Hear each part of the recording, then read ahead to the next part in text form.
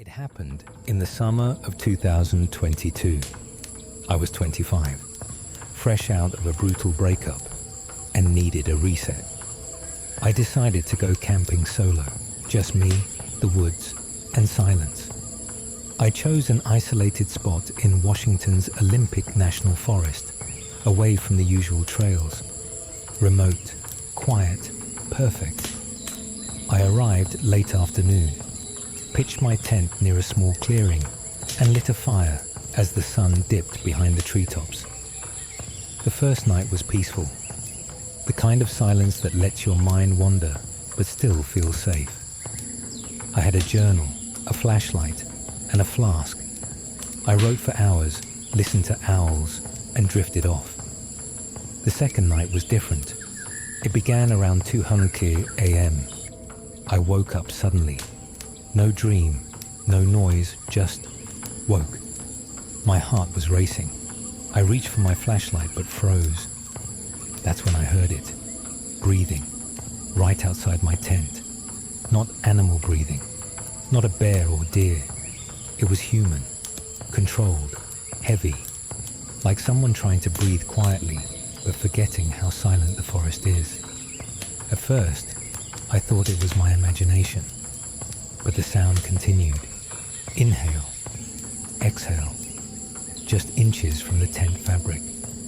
No footsteps, just standing there, breathing. I didn't dare move. Every muscle in my body went stiff. My flashlight was inches away, but reaching for it felt like an invitation. Like if I moved, whoever was outside would know I was awake. Then the breathing stopped. I held my breath, straining to hear. There was nothing. Then, a whisper of fabric, like a fingertip sliding down the nylon wall of my tent. I snapped. I lunged for my flashlight and flicked it on, shining the beam against the side of the tent. Nothing. I unzipped the flap slowly and peered outside. No one. Just the trees, swaying gently, and the dying embers of my campfire. I didn't sleep again that night. I sat with my knife clutched in one hand and the flashlight in the other, watching the woods through a slit in the tent. When morning came, I stepped outside. That's when I saw the footprints. Not boots, bare feet, dozens of them circling the tent. The tracks went off into the forest but didn't lead from any trail. No other campsite was nearby. No cars at the trailhead when I checked later. I should have left then. I really should have. But I stayed. I told myself it was a prank. Some weirdo passing through. Maybe even sleepwalking. I moved the tent closer to the fire, added extra wood, and kept a hatchet beside me that night. The third night, it got worse. I stayed up until about 1:00 a.m., drinking coffee and staring at the woods. The fire was big, warm, comforting. I almost convinced myself nothing would happen. Then the woods went silent. No crickets, no owls. Just the crackling fire and the ringing in my ears. Then the breathing again. This time from behind me. I spun around. No one there. I backed toward the fire, axe in hand.